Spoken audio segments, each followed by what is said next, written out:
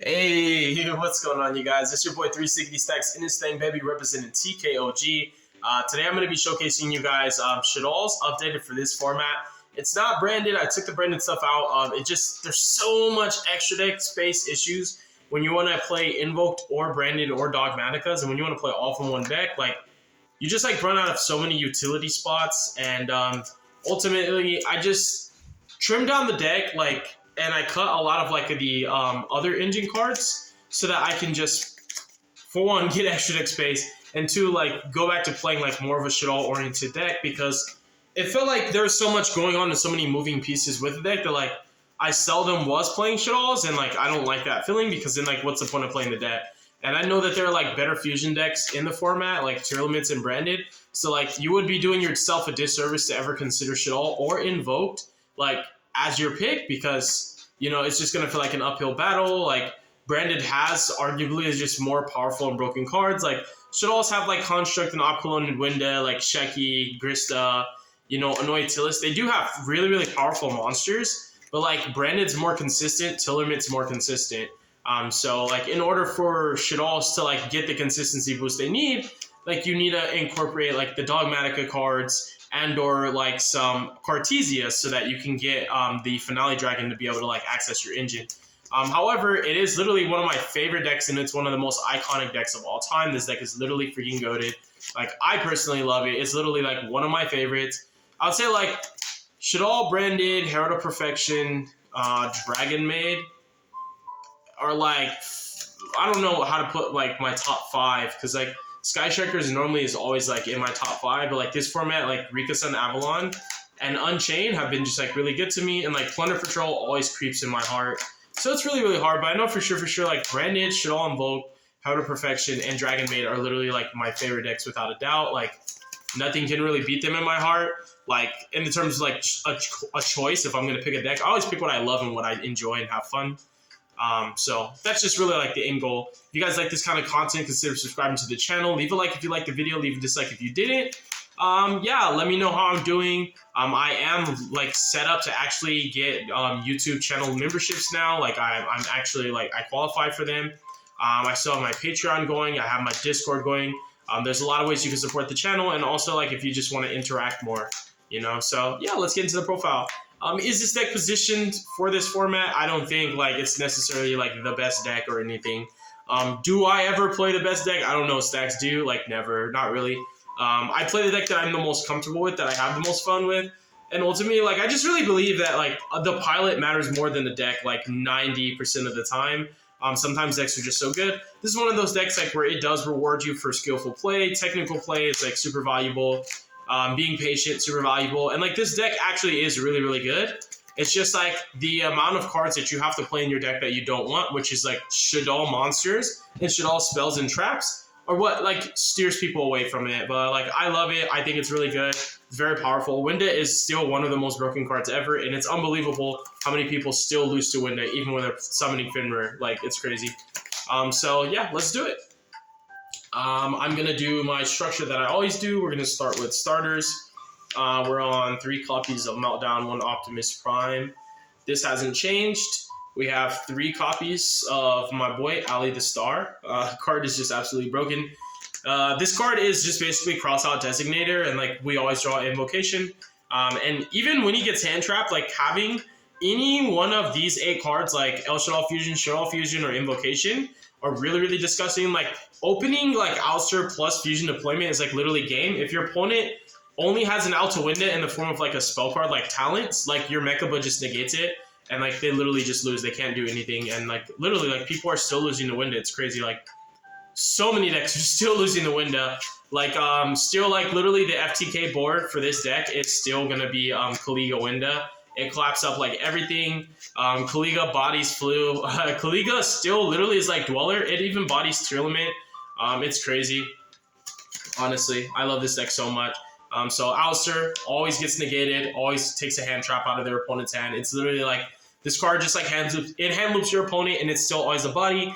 And in a format where SP Little Knight is like, he exists, I think that cards that don't trade with the body lose so much value, in my personal opinion. And Ouster not only being like a powerful body, but also being able to be converted immediately into the Magistus Link 1 with like any other extenders in your hand. Could like go into Little Knight, it can go into like construct plays, and like obviously like the hard drawing invocation just like still insane. I think Meltdown is just one of the most broken cards ever printed. We're in a format like that where Shaddoll's not positioned very well, but I think the Invoke engine actually is pretty strong, if you ask me.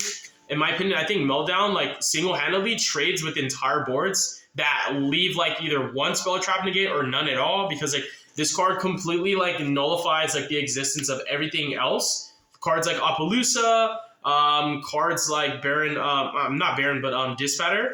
It's just crazy. Like against Unchained, like the only card they have that interacts with this would be like preemptively would be Escape. So like if you either bait the Escape or they don't have the Escape for whatever reason, this card literally claps the entire board up, because there's like nothing that like basically at that point what happens is like Wave King Caesar is like null and void, and like by the time your opponent will be able to activate Soul of Rage, like it'll be on a summon window of Meltdown, and you can permanently negate it while sending Shaddoll Dragon to target their trap and pop it, which is just broken. So like Meltdown Shaddoll Fusion like literally still breaks so many boards, and like I cannot stress enough, like that's one of the best 2-card combinations you have going second. And to this day, like in 2023, even the format we're in, like it still is so good. Like I have such thorough testing with this deck, and I'm really, really comfortable whenever I pilot this deck. I feel like it's just really, really strong. Like anything that doesn't make Dweller, it feels like when you're playing Telements or like Unchained, like Telements and Unchained, like anybody playing that deck, I think we can all relate. Like even with me playing this deck and I play both of those decks, like any deck that doesn't make Dweller, we just win, but like we struggle against Dweller. And like this is one of those decks that like it will struggle against Dweller, but like it doesn't struggle with like picking boards apart. And there are certain matchups where you literally will just blind second, because like the deck is actually good. It's not a bad deck. It's just not popular. We have 3 copies of Nadir. I think this card is absolutely disgusting. It's a Shaddoll card. It's an honorary Shaddoll card. It's like 3 interruptions by itself plus follow-up. It breaks boards. We have 3 copies of Fusion Deployment. Fusion Deployment is just very, very, very, very nutty. This card lets you dodge targeting effects because of Cartesia. It's literally like a wombo combo with Alistair. It's just insane because you get to like dump off Cologne, dodge targeting effects, like get your Mechaba. Like Mechaba Windows, like there's so many 2-card combinations in this deck that just are like game. And honestly, like you need Droplet specifically, because like if you time Winda on their summon, they can't super poly you because they've already got their first summon, which is crazy. For more starters, we have 3 copies of Shaddoll Fusion when you want to go second. Like people just cannot not play into this card. Like if you're not playing into this, you're losing the game anyways. Like outright, like this card is still one of the most powerful cards like to ever exist. This, Void Imagination, Branded Fusion, literally insane, all of them. For the last of the starters, I'm just on 1 Cartesia and 1 copy of Ecclesia. These are a lot more accessible with like the newer support that came out for Branded. You get to utilize a lot of their extra deck cards with the Dogmatica cards. And with Gonganol, just being able to dump whatever you need. So like these are all the starters. This is pretty much all you need. The rest is like combinations of like 2 and 3 cards that still can get you there. And like the deck is just really, really efficient at playing through hand traps. There's not very many like impactful hand traps. Like Droll is okay, but like honestly, if you didn't open a hand with like Meltdown and like Nadir, if you open like Alistair and Nadir, like Droll cuts you off of like 1 card, because what the Shaddoll cards have always infamously done very well is like playing through like in the format where like Nibiru, Lancia, and Droll were like super popular. Like I love that format because like this deck does not lose to Nibiru. It does not lose to Droll because the Shaddoll cards allow you to play through Droll way more efficiently. You literally can add from your graveyard to hand off Cologne, dump cards off of Construct, and add them back off Construct. And like the only parts of your deck that need to search multiple times are like if you have Nadir Servant or like Meltdown. Because if you start by like normal summoning Alistair, you already beat Droll. They already went -1 because you put up Mechaba to beat any other hand trap they have. So I think this deck's well positioned also against hand traps. It's just like any deck that can make Dweller is like going to be a problem. And then like bigger combo boards that can set up like Spell Canceller, like Pulse Siding, Searching, Anti-Spell. Those are where the problems can arise. But like this deck is very well positioned, I think, in game 1. It's a really, really good deck. I don't think it's bad by any way, shape, or form. It's not the best deck in a lot of people's eyes, but like I feel very, very confident when I play this deck that I can beat any deck in the room, and that's just me. The rest of this is just all engine. Shaddoll Fusion, this card plays around Droll even better. It dodges targeting effects. It beats Anti-Spell, and that's important because like Unchained is actually like searching Anti-Spell turn 1, as well as Telements being able to search Anti-Spell turn 1. So not only does it dodge targeting effects, does it play around Joel, does it play around D-Barrier and Anti-Spell, but it also like allows you to OTK efficiently, and it's literally a disruption on your opponent's turn. Like if you have Schism and L set up, like that's literally like the god hand, because like you have double Wind of Mechaba or Kaliga, and like that's just enough to beat every deck. Like just literally Kaliga alone is enough. Like having El Shaddoll to back up, and the way I play in this deck is like I'm always setting up. I'll just keep laying out the engine cards, and we'll keep talking about it. I always like set my boards up turn 1 to be able to play like all the way up to turn 5. And that's just how like follow-up works, specifically with the Shaddoll cards. And like Alistair is a pretty simple mechanic. Like we understand, like he always comes back to us. So like it's literally never like a problem with like running out of Alistairs per se.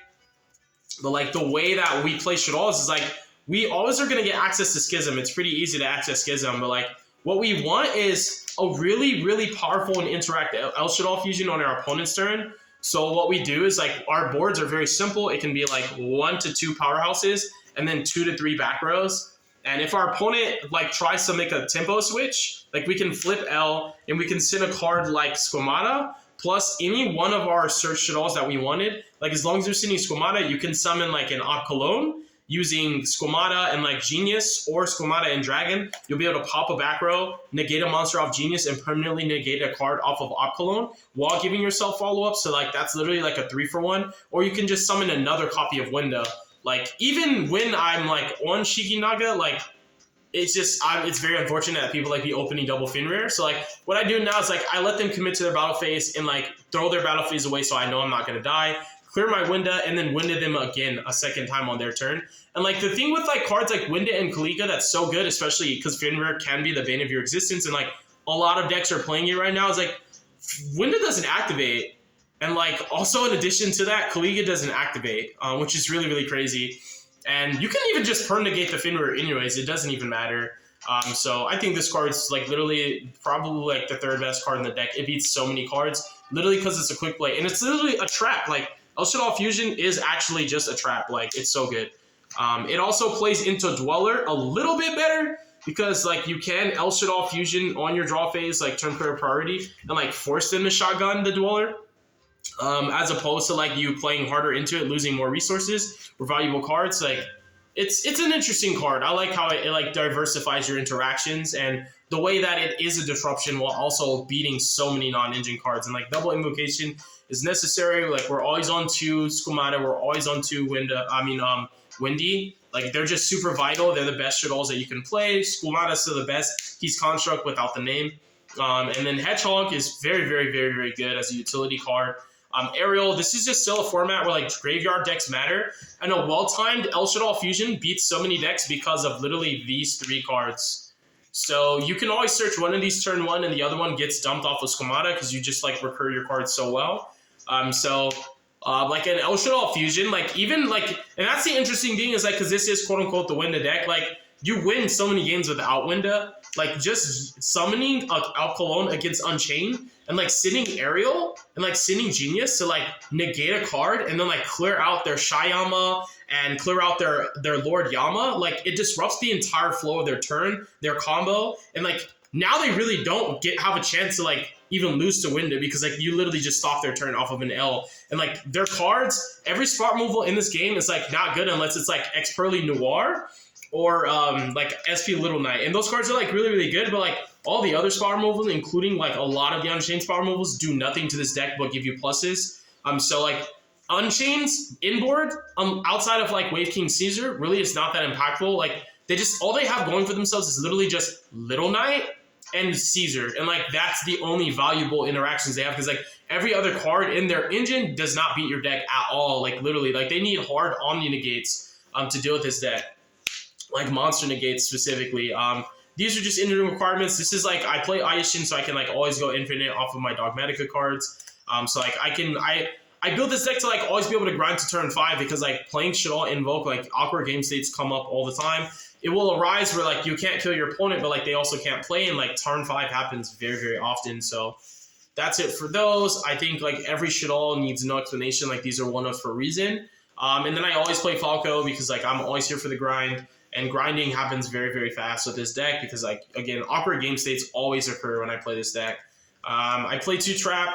I think 2-trap is super valuable. I typically do use 1 for my turn 1 combo because like I play a lot more aggressively and greedily turn 1 now because like if I play more conservatively, like I don't get turn 3. Turn 3 doesn't happen for me. So like I literally have no choice but to commit sometimes, and I need the 2nd trap for the follow-up, and I get both of them turn 1. Like you can always play like 4 and 5 and 6 copies of Construct because of this card, and like how looping Construct's still broken for tempo, for for delaying the inevitable. Like it's really good. 1 copy of Punishment and then 1 Schism, just 4 cards. Purple cards are really good in this deck. Like they're really good. Like your inboards are like combo deck boards because like Kaliga says your opponent can only activate 1 monster effect and only attack once. Winda says your opponent can only special summon once. So like that to me, those kind of cards are better than like Appaloosa, Baron the Floor, Savage, SP Little Knight, you name it, because those are like reactive interruptions that your opponent can play into and play through. But like it's harder to play through floodgates and lingering effects that the duration is the entire time they're there or present. So like cards like Droll and Lockbird in this deck are even better because like if you could set up Kaliga, Winda, Droll, like there's no way you're beating every deck in the room. Like this deck is really good because it sets up lingering floodgate-esque effects as opposed to literal negates, but it also still has negations because of Mechaba. So yeah, I love this deck. I really think it's great. So the non-engine, these are literally all you need. The reason being is because these beats like cards, this specifically beats Dweller, and then like these also specifically beat anything that can interact with like Meltdown and your fusion spells. So like anything that can interact with those are the only problems. Like monster negations and spot removals and purple cards don't matter. This deck can beat Skill Drain, it can beat Rivalry, it can beat Golden, it can beat There Can Only Be One. This deck can also play There Can Only Be One post-siding. It's a really good deck. Like do not sleep on this deck. Like if your opponent knows what they're doing, like you will get clapped up by this deck. No cap, bro. I can vouch for it. And speaking from experience, my track record, literally, I'm still an undefeated Shaddoll player. I've never lost a mirror match. Like, literally, ever. And, like, we're talking, like, 10-plus years now, fam.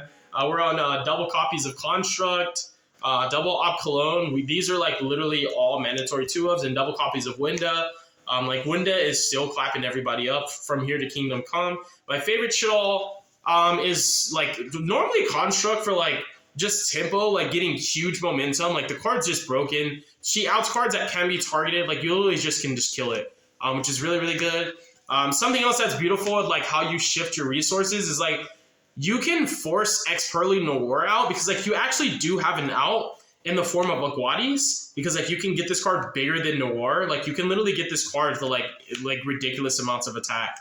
So like you can get like Aguadis really huge. You can get them up to like 6,800 sometimes. And like Noir has to interact with these cards because like what you do is you like against Pearly, you don't necessarily like hard out Noir from the get-go. What you do is like you systematically pick the board apart. So you're using your tempo cards, you're using cards like Op Cologne, Dragon, and cards like Ariel to like clear their back rows, clear their grave so that they can't recur and get like 3 quick play spells back from grave, but also like permanently negating the My Friend of the Street, like with the Op Cologne, and then popping the other one with Dragon means like when you do actually clear the Noir, they have no follow-up. And not a lot of decks are able to like literally play so efficiently and to like systematically pick apart boards like that, to where like when you finally get to the point where you're breaking the board, you're able to deal with each threat in the appropriate sequence that you need to. Because like the Pearly board is one of those boards like you can't just approach it with tunnel vision. You have to equalize every single threat, and one card has to go before another card goes, or